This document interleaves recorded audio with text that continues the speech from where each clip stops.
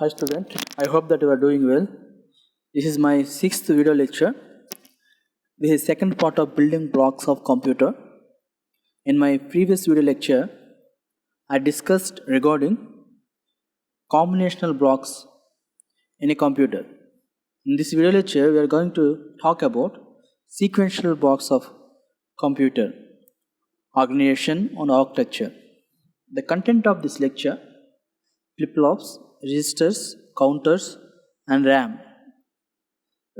So I will start with the subtopic flip-flops.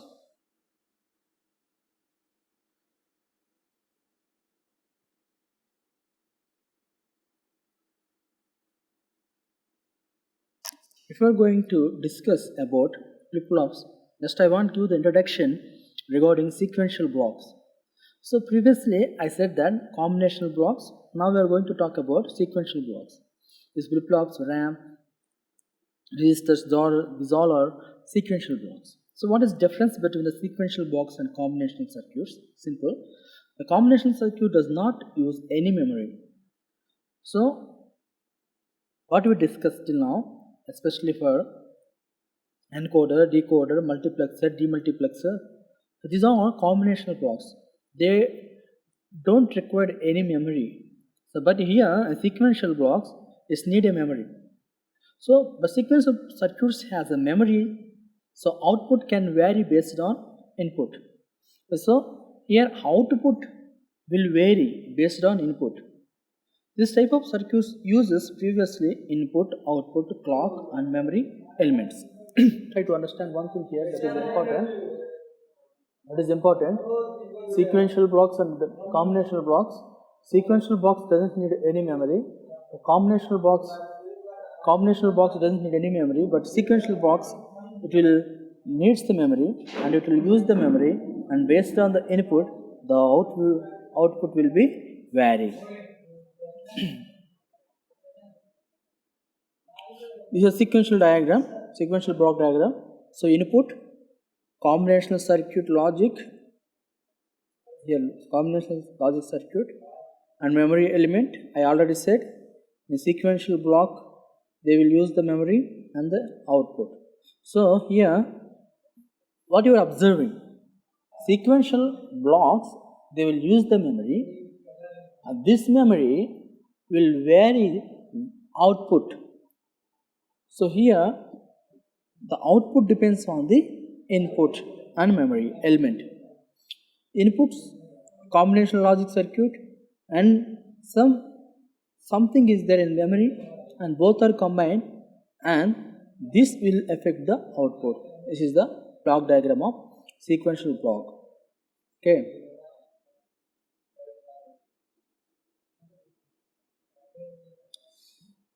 So now we are going to talk about flip-flop. A flip-flop is nothing but a 1-bit register. The smallest bit, the smallest memory part in a computer organization, that is flip-flop. Flip-flop is nothing but a 1-bit register. So 1-bit register, 1 bit. 1 bit is the capacity of storing 0 or 1. In the flip-flop we can store 0 or 1. It is a smallest memory representation in a computer organization. So flip-flops, registers are a combination of the flip-flops. And a register, 4-bit register, 8-bit register, 16-bit register, 32-bit register. So register, the combination of the flip-flops, that is the combination of bit. So 1 bit equal to 1 flip-flop. That's why. So register, flip-flop we can call as a 1-bit register. 1-bit register, that is the smallest memory storage particle in a computer organization in the architecture.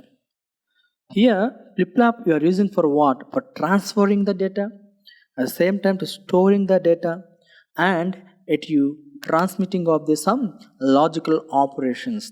So flip-flops help you to store data, transfer the data, and doing some operations in computer. So here we are going to discuss types of flip-flops. The first one is SR flip-flop or set reset flip-flop. Here set reset or SR both are same.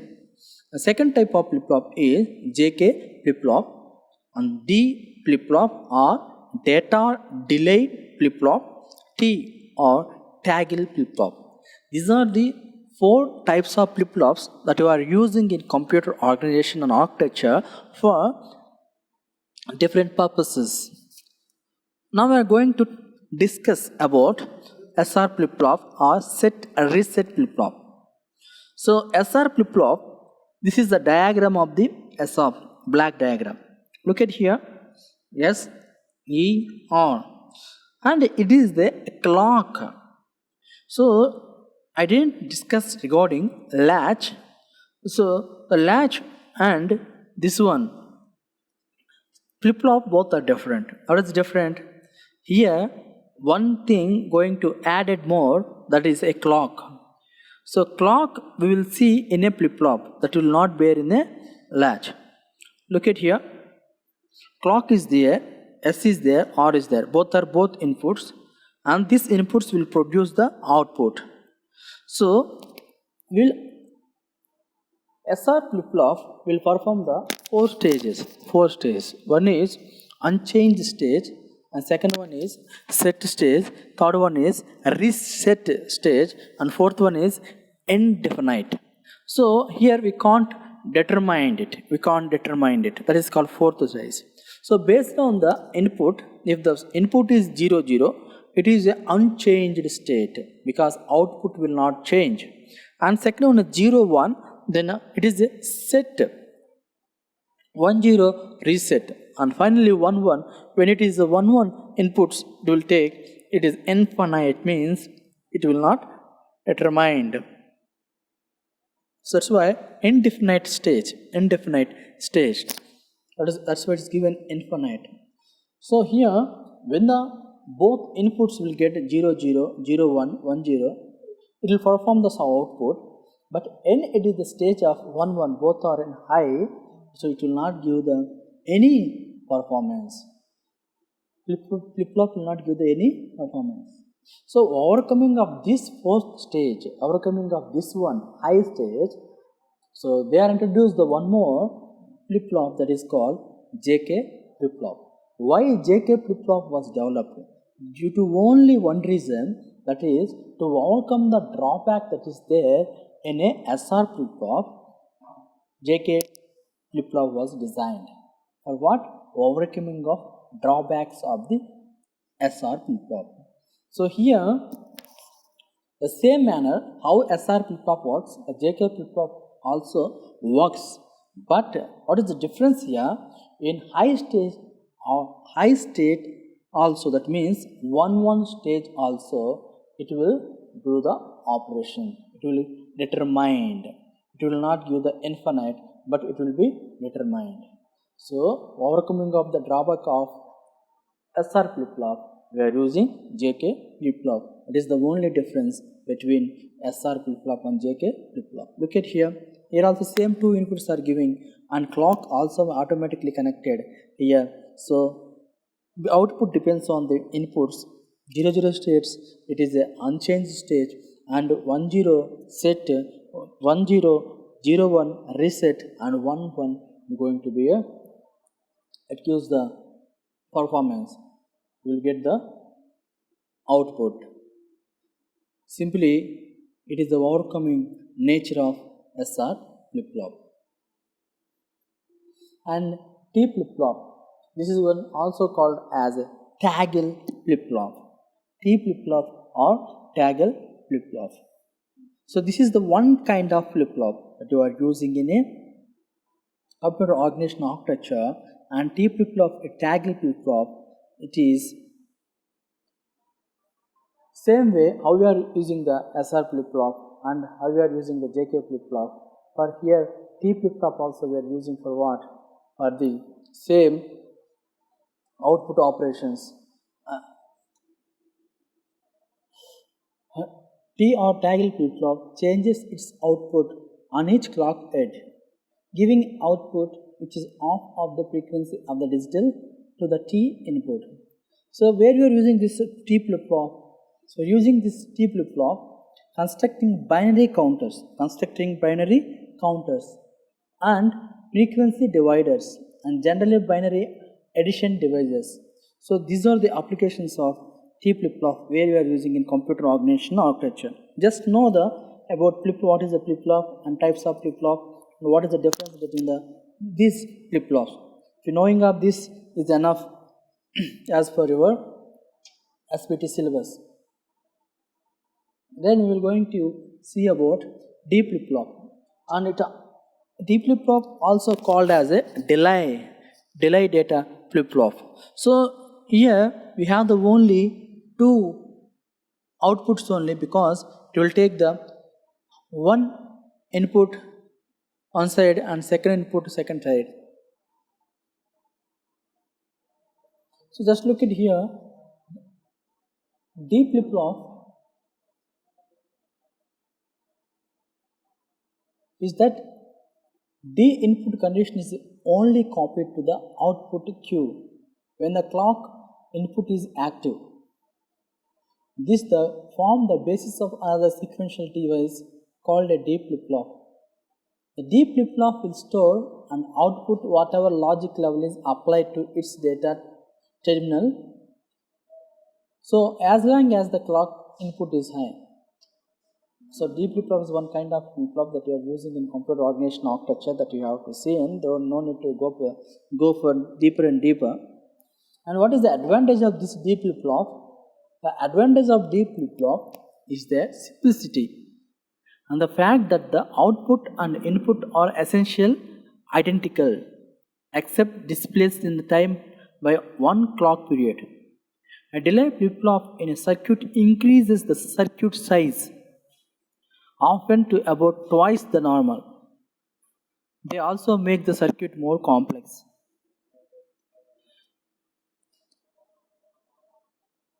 And give some more explanation regarding D flip-flop. For example, when a logic 1 is applied to the terminal, whatever signal is on the D terminal, 0 or 1, is transferred to the Q terminal. For the device shown, this is usually referred to as a rising edge trigger. Typically, applications of the D type flip-flop are latches, counters, memory devices, shift registers. These are all applications of D flip-flop.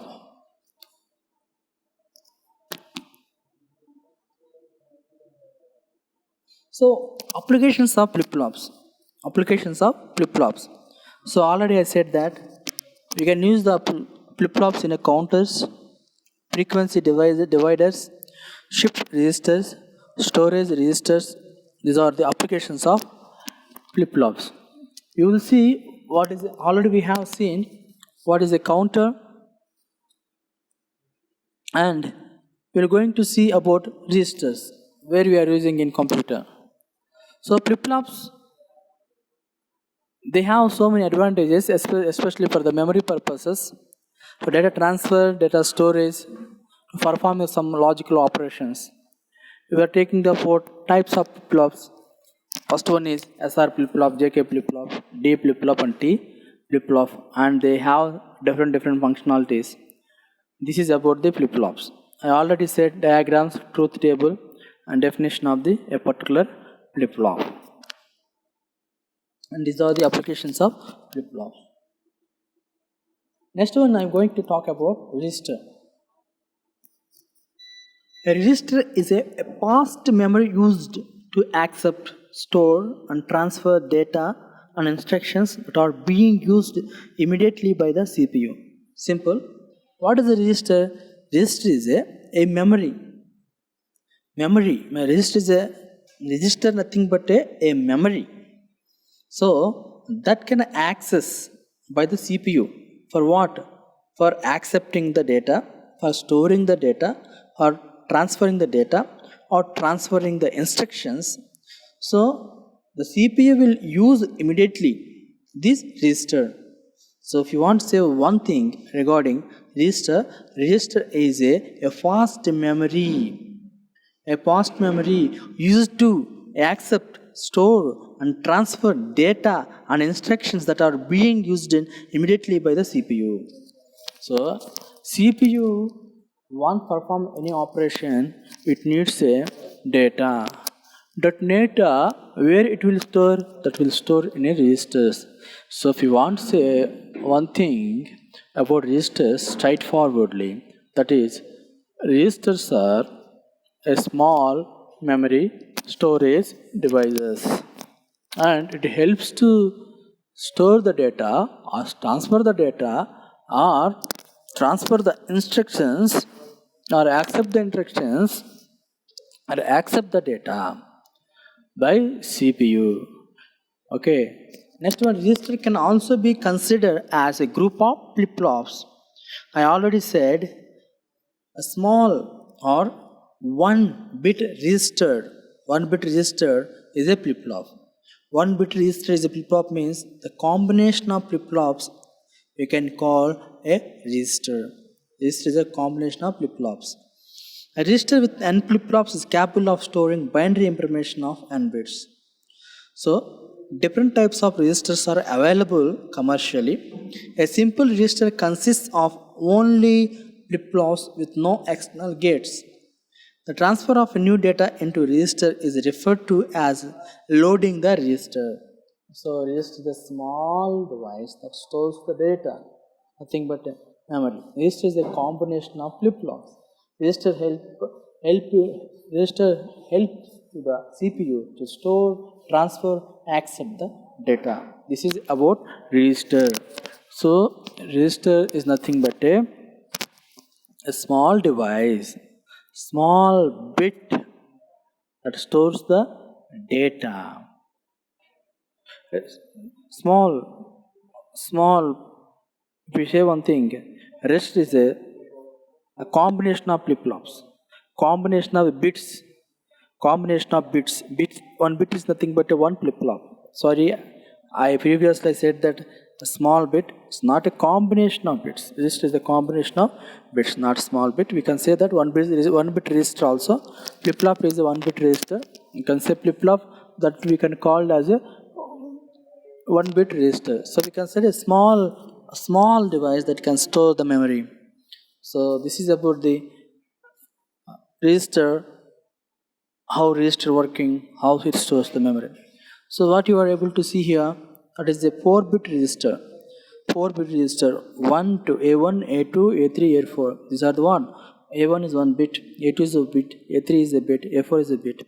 This is called what? This is a 4-bit register. The above figure shows a register constructed with the 4 D-type flip-flops and a common clock plus input. I already told on bit nothing but a flip-flop. On bit nothing but a flip-flop. This is the flip-flop. What kind of flip-flop? These are D-type. Previously we discussed regarding flip-flops, 4 types of flip-flops. This one is the D-type flip-flop. Is the combination of 4 bits or 4 flip-flops is called 4-bit register. 4-bit register. Counter. So, counter is a device which stores the number of times a particular event or process has occurred, often in relationship to a clock signal. So, counter is a device. It counts a number of times a particular event or process occurred. So, is there any event that is continuously doing number of times? If you want count how many times the process executed or how many times that work has done, we want to know that we are using the counter. Counter helps us to count a particular work, how many times it has done, a process, how many times it has done. So that is the actual purpose of counter where we are using in computer organization architecture. So counters are 2 types, asynchronous counter and synchronous counter. Synchronous counter and synchronous counters. This is the counter timing diagram. Counter timing diagram. So what we have seen here, q1, q0, q1, q2, q3, and clock is given is asynchronous counter. What kind of counter it is? Asynchronous counter. I don't want to go discuss too much. Just know what is the counter. Counter help us to count the number of events that occurred, or else counter help us to count a particular event, a particular process, how many times it has done. This is the synchronous counter. Previously we have seen a synchronous counter. This is a synchronous counter. So finally I want to wind up this video lecture with the RAM. RAM is the random access memory. It is the temporary memory. Random access memory, it is temporary memory. So what is the use of RAM? RAM will help you to store the data temporarily while you are doing operations. That time, predominantly, it help you to store your data. What kind of operation it may be, it help you to store your data temporarily. For example, if you want to write any rough writing, or if you want to do any rough calculations, just how you are using a scratch paper. You will write something and you will calculate something, and you will not give that much importance on that, because you are using for what? So for roughly you are using, but a scratch paper, that's why we call it as a scratch paper. The same manner, scratch paper will not store permanently. So RAM also, but scratch paper help you to do the work instantly and spontaneously, and help you to do your work in a meaningfully, and it help you to do your work spontaneously as per your require. The same manner, the RAM also help you to do your work. Work immediately. But if you want to do any work immediately, you need a memory. RAM help you to store your data. How you are using the scratch paper, the same manner you are also using the RAM. But when your scratch paper will not use it for permanent storage, the same manner RAM also will not help you to store your data permanently. So when you want to extend the matter, and you will take the big paper or scratch paper, and you will extend your writing or your calculation, the same manner RAM also help you to when the memory is required, needed, automatically it will help you to store all your data. But what is the drawback here? It will not store your data permanently.